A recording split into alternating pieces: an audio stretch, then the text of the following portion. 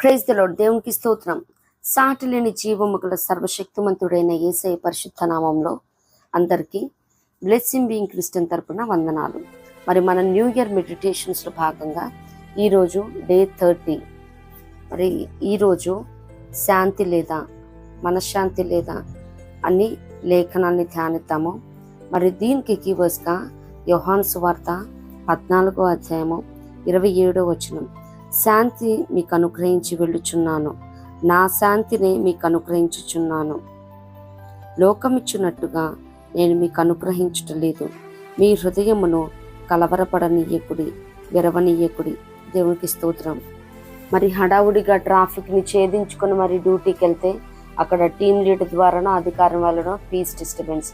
మరి చచ్చి చెడి ఆ ట్రాఫిక్లో ఈ ట్రాఫిక్లో మరలా మరి ప్రయాణాలకు వచ్చి ఇంటికి చేరితే మరి టెనెంట్ ద్వారానో ఇరుకు పొరుగు వారి ద్వారానో ఇంట్లో వాళ్ళ ద్వారానో పీస్ డిస్టర్బెన్స్.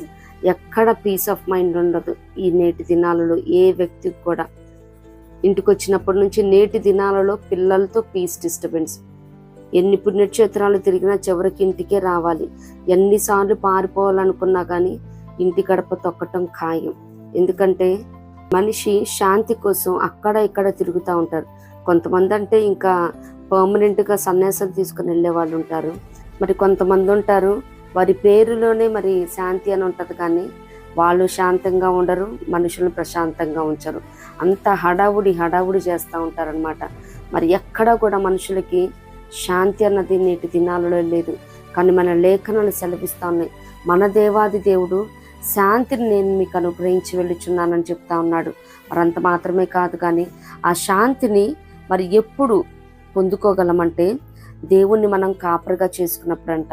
ఎందుకంటే మరి కీర్తనకారుడు అంటా ఉంటాడు కదా 23:2, పచ్చిక గల చోట్లను ఆయన నన్ను పరుండజేయుచున్నాడు, శాంతికరమైన జలముల యొద్ద నన్ను నడిపించుచున్నాడు.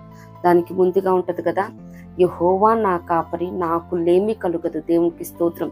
ఆయన కాపరిగా చేసుకున్నప్పుడు ఆయన మనల్ని నడిపిస్తాడు. ఎందుకంటే తర్వాత చరణాల్లో చూస్తాం, గాఢాంధకారపు లోయలో నేను సంచరించినాను. ఎందుకంటే మనము మన ఇష్టానుసారంగా వెళ్ళిపోతూ ఉంటాం. మనం వెళ్ళే మార్గం అది ఎప్పుడు గాఢాంధకారంలానే ఉంటుంది, లోయల్లోనే వెళ్తూ ఉంటాం అనమాట. కానీ దేవుడు నడిపించే బాట ఏంటంటే శాంతికరమైన జలము, మరి పచ్చిక బయల మధ్య మనల్ని నడిపించే దేవుడు అన్నాడు. సో మనము దేవుని కాపరిగా చేసుకున్నప్పుడు అటువంటి శాంతిని, అటువంటి ప్లెజెంట్ పీస్ ఆఫ్ మైండ్ని దేవుడిచ్చే దేవుడు అన్నాడు. అంత మాత్రమే కాదు, కానీ ఆయన ఉపదేశాన్ని ఆజ్ఞలు గైకొనినప్పుడు మనకి శాంతి లభిస్తుంది.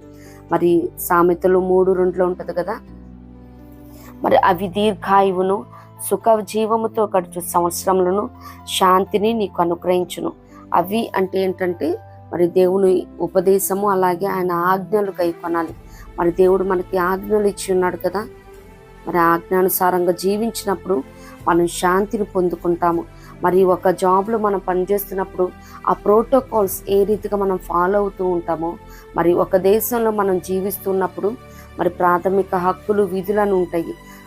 వాటి విధంగా మనం ఏ రీతిగా జీవిస్తూ ఉంటామో, క్రైస్తవులు మనకి దేవాది దేవుడు లేఖనాలలో అనేకమైన ఆదేశాలు, ఆజ్ఞలు ఇచ్చాడు, ఉపదేశాలు ఉన్నాయి. వాటన్నిటి ప్రకారం మనం జీవించినప్పుడు మరి శాంతి దొరుకుతుంది. దేవునికి స్తోత్రం. అంత మాత్రమే కాదు, కానీ దేవుని మీద ఆనుకొని ఉన్నప్పుడు మరి యెషయా గ్రంథం 26లో మనం చూడగలుగుతాం కదా, 3వ వచనంలో, ఎవని మనస్సు నీ మీద ఆనుకొనునో వానిని నీవు పూర్ణ శాంతి గలవానిగా కాపాడుదువు, ఏలయనగా అతడు నీ అందు విశ్వాసం ఉంచి ఉన్నాడు. దేవునికి స్తోత్రం. ఆయన మీద ఆధారపడినప్పుడు, ఆయన మీద ఆనుకొని ఉన్నప్పుడు, అది ఎటువంటి పరిస్థితి అయినప్పటికీ నా దేవుడు ఈ కార్యం చేయగలడు, ఈ సమస్య నుండి నాకు విడుదలను అనుగ్రహించగలడు, అలాగే ఈ అప్పును కొట్టివేయగలడు, ఈ బలహీనతను తొలగించగలడు, నాకు మంచి బ్రేక్ త్రూ ఇవ్వగలడు. ఆ స్థలాన్ని కొనాలంటే కొనిపిస్తాడు దేవుడు. ఎందుకంటే భూమి నాదే అంటున్నాడు, నువ్వు అడుగుము, భూమిని దిగంతల వరకు సొత్తుగా ఇస్తానన్న దేవుడు. మరి ఏది కావాలన్నా కానీ ఆయన పాదల యొద్ద ఆయన పరిపూర్ణంగా మనం నమ్మినప్పుడు, ఆయన మీద ఆధారపడినప్పుడు ఆయన పూర్ణ శాంతితో కాపాడే దేవుడు అన్నాడు. ఎటువంటి డిస్టర్బెన్సెస్ ఉండదు పీస్కి, అండ్ ఎటువంటి కన్ఫ్యూజన్స్ ఉండవు ఆయన మీద ఆధారపడినప్పుడు, ఎటువంటి టెన్షన్స్ ఉండవు. దేవునికి స్తోత్రం. ఆయన మీద ఆనుకున్నప్పుడు పూర్ణ శాంతి, ద కంప్లీట్నెస్ దేవుడు ఇచ్చే దేవుడే ఉన్నాడు. మరి మామూలు శాంతి కదా, అది పూర్ణమైన శాంతితో దేవుడు మనల్ని కాపాడుతాడంట. దేవునికి స్తోత్రం. అంత మాత్రమే కాదు కానీ మరి దేవుని యొద్దకు వెళ్ళినప్పుడు, ఎందుకంటే మత్తయి సువార్తలో ఉంటుంది కదా 11:28, ప్రయాసపడి భారము మోసుకున్న సమస్త జనులారా నా యొద్దకు రండి, నేను మీకు విశ్రాంతి కలుగజేతునని సాక్షాత్తు యేసయ్య చెప్తా ఉన్నాడు. దేవునికి స్తోత్రం. ఆయన సన్నిధానంకి వెళ్ళినప్పుడు నిజంగా ఎటువంటి క్లాషెస్ ఉన్నా, మనసులో ఆందోళన, వేదన, రోదన, ఎటువంటి పరిస్థితి ఉన్నప్పటికీ మనం చర్చిలోకి వెళ్ళి కూర్చోగానే చాలా నెమ్మది అనిపిస్తుంది, ప్రశాంతత అనిపిస్తుంది. మరి అక్కడ ఆ సమయంలో ప్రార్థనలు జరగకపోయినా మనం వెళ్ళి కూర్చొని మరి మన ప్రాబ్లమ్స్ ఏవైతున్న సమస్యలు అనే సన్నిధానంలో మనము మన ఓపెన్ హార్ట్తో మనం దేవునితో ఎన్కౌంటర్ అయినప్పుడు చాలా రిలీఫ్ అనిపిస్తుంది. మరి హన్నా గారు చేసిన పని అదే కదా. మరి తను ఆలయంలో ప్రార్థించిన తర్వాత నాట నుండి దుఃఖముఖిగా ఉండుట మానివేసిన లేఖనాలు సెలవిస్తాను. దేవునికి స్తోత్రం. ప్రార్థించింది, దైవజనుల్ని ఆశీర్వాదాలను పొందుకుంది, వాగ్దానాన్ని పొందుకుంది. ఆవిడ అప్పటి నుంచి ఏడవటం మానేసింది. అంటే అప్పటి వరకు ఏడుస్తూనే ఉందన్నమాట. మరి మనం కూడా ఆయన సన్నిధానానికి, ఆయన యొద్దకు వెళ్ళినప్పుడు దేవుని యొద్దకు రండి, అప్పుడు ఆయన మీ యొద్దకు వచ్చును. ఇప్పుడు ఎవరన్నా రిచ్ గెస్ట్ వస్తూ ఉంటే మరి ఎవరికి ఏమేం కావాలో, చిన్న బిడ్డలు ఉంటే వారికి తగ్గే, పెద్దవారు ఉంటే వారికి తగ్గే తెస్తూ ఉంటారు కదా. వారు ఊరకనే రారు. మరి ఎటువంటి గెస్ట్ వస్తున్నప్పటికీ ఒట్టి చేతులతో రారు కదా.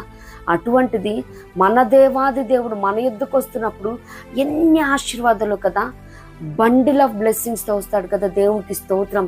ఆయన మనల్ని కాపాడటానికి, కంచి వేయటానికి, ఆశీర్వదించడానికి, దేవునికి స్తోత్రం, మనల్ని దీవించటానికి, మన ప్రతి అవసరతని మరి క్రీస్తు యేసునామ మహిమైశ్వర్యంలో ఆయన తీర్చడానికి వస్తాడు కదా.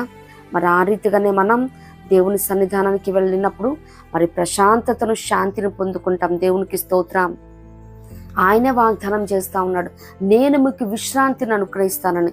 మరి ప్రయాసపడి మన భారం మనమే మోసుకోక మరి మీ చింత యావత్తు ఆయన మీద వేయమని లేఖనాలు సెలవిస్తున్నాయి కదా.